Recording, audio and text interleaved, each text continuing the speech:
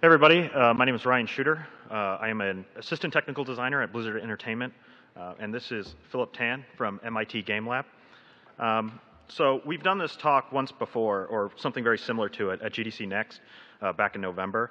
And because we have so much less time this time around, we're actually going to evolve it a little bit. And we're going to talk more just about the eSports interfaces aspect of this, and not as much about working with modders. But if you have any questions about Blizzard working with modders or my experience working with Blizzard as a modder, I'd be happy to answer that in Q&A or in the wrap-up room. So real quick before I move on to our talk today, I want to just recap the basis of working with modders before, and that's just you should really pay attention to what they're doing because they probably have a lot of ideas about what the community wants to see. So kind of just pay attention. All right, so before I worked at Blizzard, which is actually a relatively recent development, I created a mod for StarCraft II called GameHeart. And the idea behind this mod was to improve the spectator experience for the game, particularly for eSports events and tournaments and that type of thing. Because the default interface, while great for playing the game, was not necessarily ideal for viewing it. So before I go further into what exactly GameHeart did and what it is, I'm going to show you a little clip that sort of compares the difference between just watching the game from the player's perspective and a fully produced, like StarCraft II eSports production. Ready for dust-off. Go, go, go!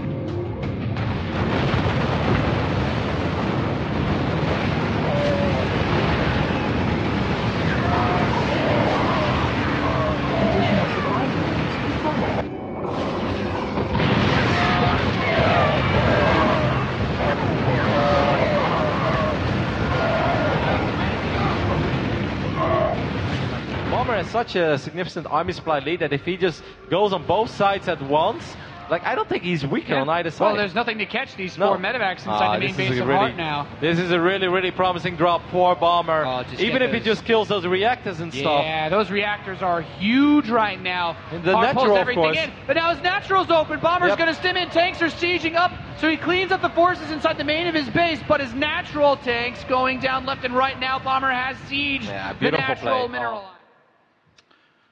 All right, so as you can see, there's a pretty big difference between those two experiences, and there's more to it than just the eSports interface. Of course, there's the observer who's actually controlling the camera. There's the commentators. There's all kinds of things going on there. We're going to talk mostly about the interface stuff, but I want to talk about also why we need to improve these things. And obviously, eSports is growing. It's getting a lot bigger. We're having bigger events all the time. The events are getting more and more awesome, and games are starting to think more about eSports right from the get-go. So we just need to keep in mind how to present these games from a spectator's point of view. So early on in StarCraft, we had interfaces kind of like this, where they're basically trying to create their own custom look to the UI that sort of brands their tournament. But the problem is they have to stick with the standard UI, so they're basically just covering it up. And these interfaces can be kind of obnoxious and big, and you've got elements coming in from all different directions and that type of thing. And it can be really distracting for the viewer. Here's another example of an early StarCraft custom interface. So with GameHeart, I really wanted to start improving upon the standard interface. And so this is like the earliest GameHeart prototype screenshot. And here you can see I've consolidated as much as I can into the top bar, and trying to keep the screen really open, use smaller blocks of information and that type of thing. I'm also trying to start to increase the size of the numbers on the screen so that you can read more effectively on low compression and on your phones and that type of thing. So as we evolve further, I'm even further trying to consolidate information in the UI. I'm really just trying to get everything into one place so that spectators can see it very easily. And if we go back and we look at this, you'll notice up here I have the supplies and all this information for the two players side by side. But in the next slide, you'll notice that they start to be, oops, I'm bad at this. Hold on. All right. So in this one, you'll notice that they're actually stacked on top of each other. This is to make it easy for the spectator to compare between the two very quickly. And so now every interface that I do works this way because it just seems to be very, very effective at quick and easy readability. You can also see that we're starting to work the we're starting to work the tournament sponsors into the interface itself a little bit more effectively than just like throwing them into the game. So here's one of the newer interfaces, and we're starting to talk about a modular concept where it evolves sort of over time in the game. And the idea here is we're only showing relevant information. So we want to show information when it's necessary. Otherwise, the screen becomes covered with stuff. I mean, players want to see a lot of things, but we also have to make sure that it's, it's accessible, it's clean, it's fun to watch, that it's exciting. So the idea is that we're trying to give the observer or the cameraman tools that will allow them to bring up information as it becomes relevant. So you can see now he decides, oh, I want to show how many workers there are for each player. I want to show what their resource information is. He presses a button, and he gets a little bit more to show. If he wants to show something even more specific, he can do that. So it starts to grow over time. Maybe as the game gets longer and there's more stuff going on, the interface gets more complex as well.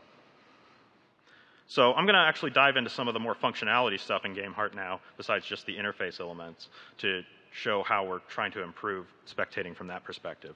And one of the earliest things we added to GameHeart was zoom. So it just allowed the observers to zoom further out from the game, which sounds simple, but it's really important, especially in a game like StarCraft, because it gives you a better idea of what the players see in their mind. So we can see flanks coming from different directions and that type of thing that we wouldn't be able to see from the normal camera perspective. So thinking about cameras and zoom and that type of thing are very important for eSports presentations. But here's sort of the difference.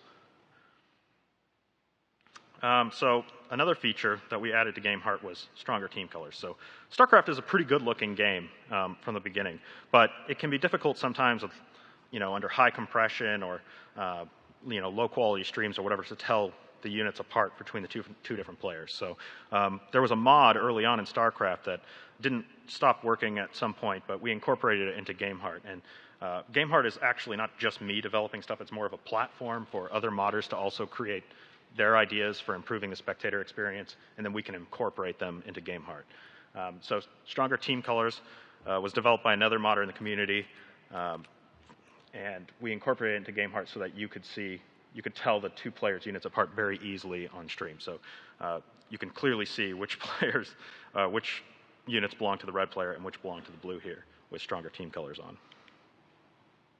So another thing we have to think about is the presentation of sponsors and branding for the tournaments and teams and that type of thing in the game itself. And this is really valuable because when we get this branding in there, it can help with when you're watching people download the replays, they still get some of that branding, even if they didn't watch the tournament itself.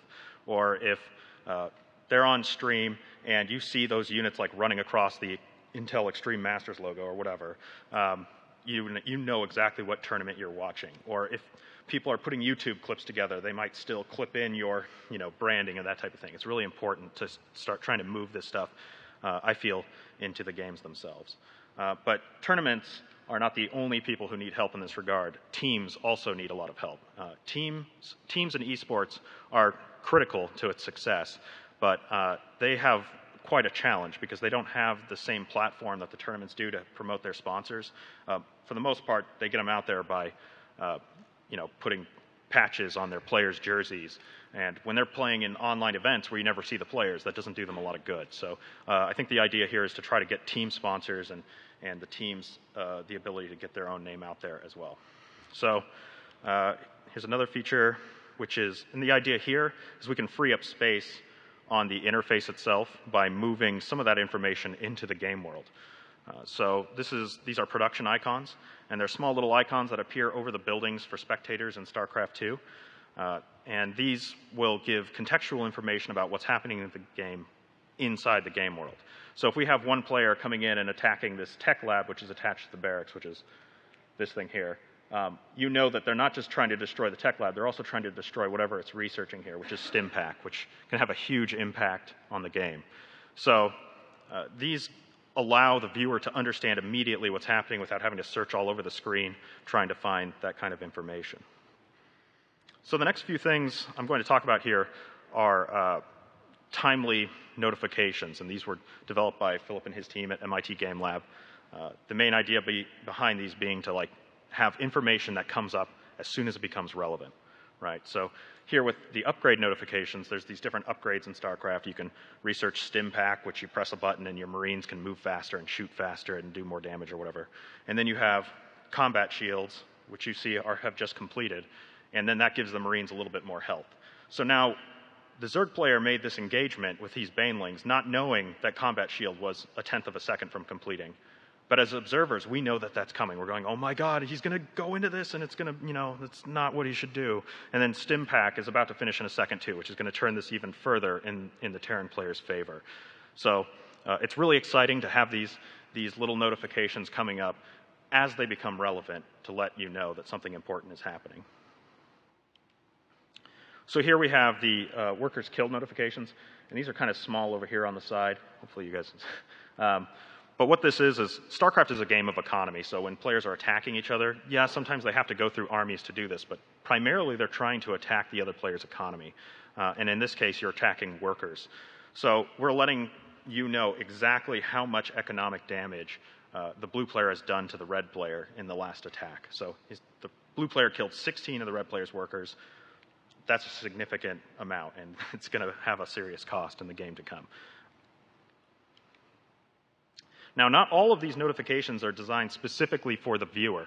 Some of them are designed for the cameraman or the observer, the guy who's dedicated to moving the camera around the game world to show you what you want to see. So in this case, Philip and his team have created a notification that will pop up on the minimap and let you know exactly where something is happening when it's happening. So the observer can go, oh, hey, there's something going on here on the map. Maybe I should click on that and show it to the viewers. Or, maybe I shouldn't. It's not important. So these kinds of tools and improving that kind of thing for the observers can have a huge impact on the viewing experience, even though it's not targeted directly at the viewer. And before I hand it off to Philip, I wanted to talk about one thing in particular, and that's community response. So sometimes you can have like a really positive response to what you're doing, but a lot of times you'll get a really negative response as well. And you have to be kind of thick-skinned, and you can't be afraid of trying to tackle these issues and trying to improve things, because they're not going to get better unless we just kind of dig into it and do what we can. So thank you very much. I'm going to hand it off to Philip.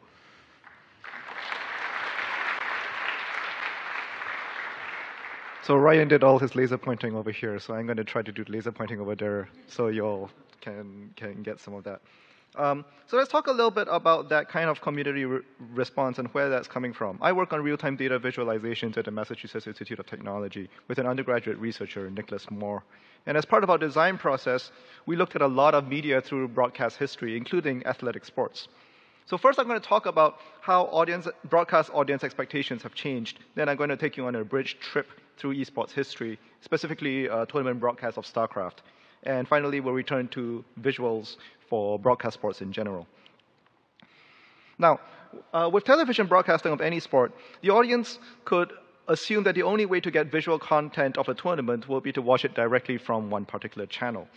The only alternatives will be to either attend the event yourself and see it with your own eyes, or see photos in a newspaper the next day, or give up on visuals and just listen to the radio. So TV channels often had exclusive rights to broadcast an event. So they had to cater to the needs of all viewers, whether you're a hometown fan, or a family, or a statistics geek, or a budding pro athlete. With TV, viewers understood that since there's only one single source of video, there had to be a common denominator in this presentation. But that's not the case with internet video. Even without attending a tournament, you can visually receive the content in so many different ways. You could watch high-quality videos on demand. You could watch it live on a latency-sensitive stream. You could download replay files from the tournament, or even get a live data stream that's fed into the client that you're running on your computer. Now, each of these delivery systems have different strengths and weaknesses. And unlike TV, where all viewers expect to see the same content, viewers now understand themselves as a subset of viewers. So just look at any online game forum, and you will see people self-identifying themselves as dedicated gamers, separate from frequent or even occasional Twitch viewers of exactly the same game. So esports viewers now expect video content to be more precisely tailored to their specific tastes. Now, one way to tackle it is to consider the Major League Baseball approach. This is what they have on tablet and on PC. If you use your app, They have this philosophy that assumes that the viewer wants to choose all of the information that he or she wants to see, that the viewer wants to be in charge of their own viewer experience. So they can fill the screen up with numbers, pull up a player's history, chart the entire course of the game. The live video of the game can be secondary to the viewer's choice of data. And we already see this in some digital games, especially those that offer mass in-client spectating. And they take this same approach. Some tournament organizers already also allow tablet viewers, for instance, to be able to view the brackets of a tournament while the games are being played in real time. So you can see how the brackets are progressing.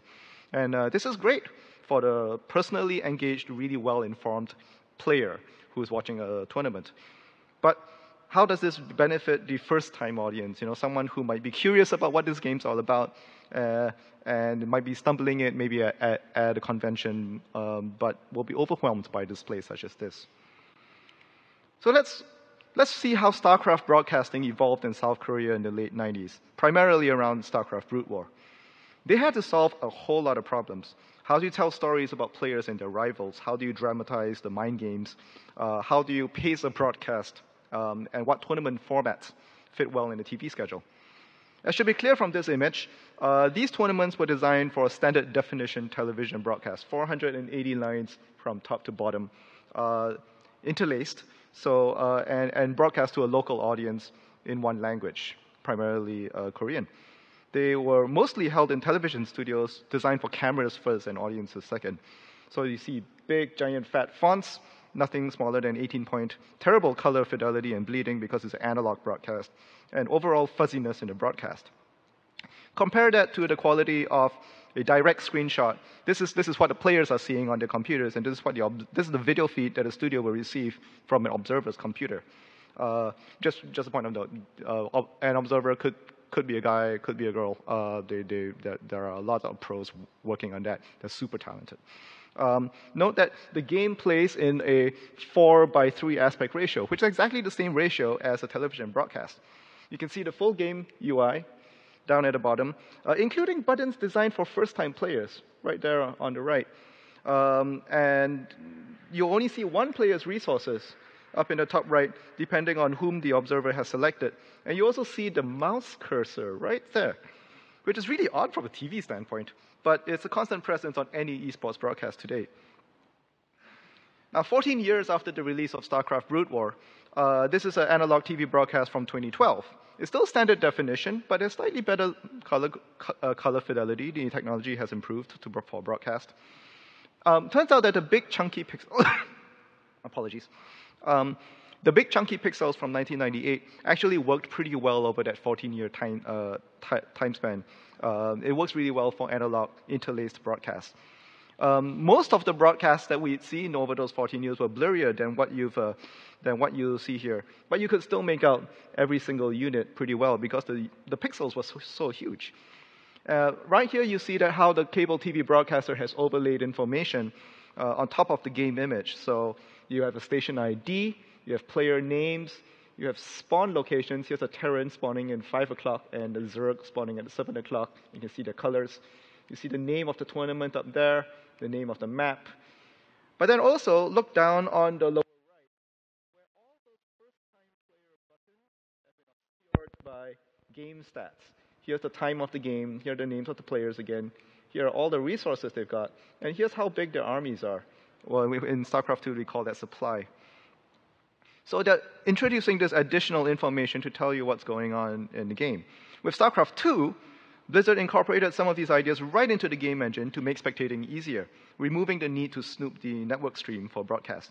So observers could view both players' resources and supply right in the game. You can see the game timer right above the minimap, right over there. On the lower left, on the upper right, you can see what units are being built with progress bars. Text is generally kept to a minimum. It's mostly numbers. And every string of text localizes to the language of the observer's computer. So you have some language independence going on. The video overlays, which are right on top, are being added by one of the first broadcasters of StarCraft II in South Korea, which is GomTV. But you also see something new in this picture, which are video compression artifacts all over this. You see texture blurring, you see washed out gamma, and it's a different kind of visual distortion from cable TV. The tournament streamed this particular tournament is being streamed over the South Korean internet, not over cable TV. South Korean internet is the fastest in the world. It was already fastest in the world in 2010. GomTV is an internet-only broadcast TV company. So its audience is watching exclusively on mobile phones and on desktop and on computer screens. They're not watching it on TV. Now, by September this year, all analog broadcasts in America will be switched off. So most TV today in America is already subject to very similar digital compression artifacts. What we see from tournaments is an adjustment towards the internet viewer. They are watching in HD, but on smaller screens, on phones or on desktops, mostly not in a living room. Now, this technology allows for some very fine colored details, such as the production tabs in the top left and these colors up here. You don't get the color bleeding that you normally expect from analog TV.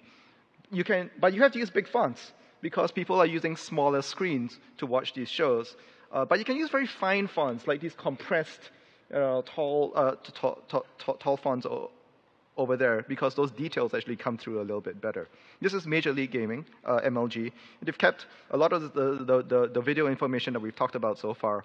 But they're also using Blizzard's new UI customization tools to free up space so that they can add things like picture-in-picture of the players. You can add sponsor logos over there. And of course, can't have a big tournament without hashtags, tons of hashtags all over the place. Now remember that the teams and tournaments are also brands. The presence of sponsors is not just important for team budgets. These sorts of corporate logos that you see up on the screen are a means of convincing viewers that there's some sort of cultural legitimacy to this game and this tournament and eSports as a whole. I mean, look at all that money up there. This must mean this is important, right? So there are functional elements to these logos and team colors as well. I can easily tell when I'm looking at a 49ers game or the StarCraft II World Championship Series through the use of logos and color coding. So it helps viewers surf through channels on Twitch TV or on cable TV. And we see this all the time in big league professional sports. Even the fans are getting into the color coding. Now, GameHeart started with a philosophy very similar to modern broadcast TV sports. That is, sports broadcasts should be carefully produced affairs for a mass audience.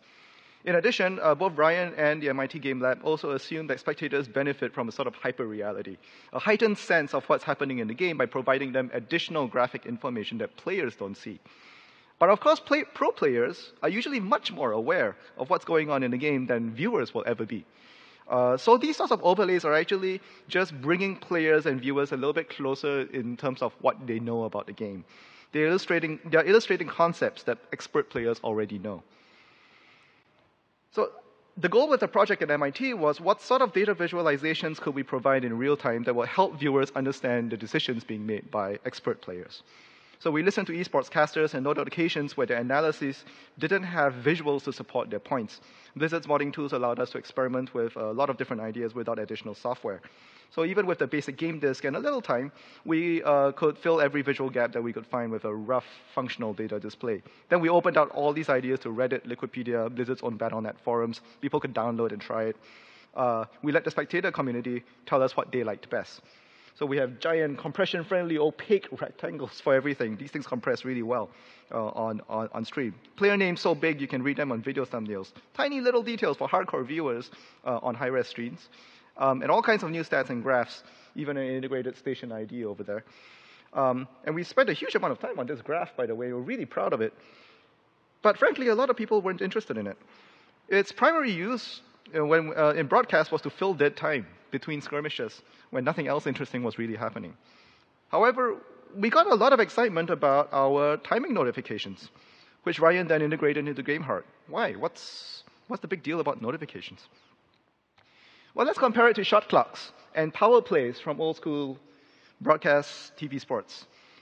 These visual elements can reveal subtle details about how momentum is going to shift in the game. It's something of which players are keenly aware and viewers need to understand to appreciate the decision-making of the players. But for most of the broadcasts, that counter simply doesn't need to be on screen. It's only specific moments when it becomes incredibly important for both the viewers and the players. So the community response really told us about the value of timely information. This underlines all of the features that we built for GameHeart since. Notifications and icons are popping up and calling out important information only when it's appropriate. It's all about what's happening right now. Unlike graphs, which is really all about what has happened in the past. Graphs will be better suited for things like post-game analysis, for instance. So what we're trying to do is create a visual tool to help casters tell a story of good play. The upgrade notifications, for instance, allowed them to connect the past, which is like a strategic build order, with the present, how much of that is done, and the future, which would be an attack that coincides with the conclusion of that plan. So we discovered that people also really get excited with giant numbers counting down. People just get hyped about that. So here are a couple of takeaways. We're wrapping up. Things for you to keep in mind when you're designing your esports user interfaces. You always have to consider the harsh compression of online video on your UI.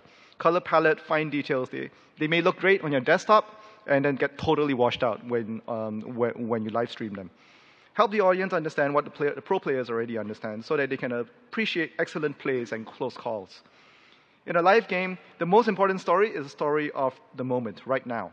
So use visuals to help explain how the players got to the events that are currently happening on screen. That's what the commentators want to talk about.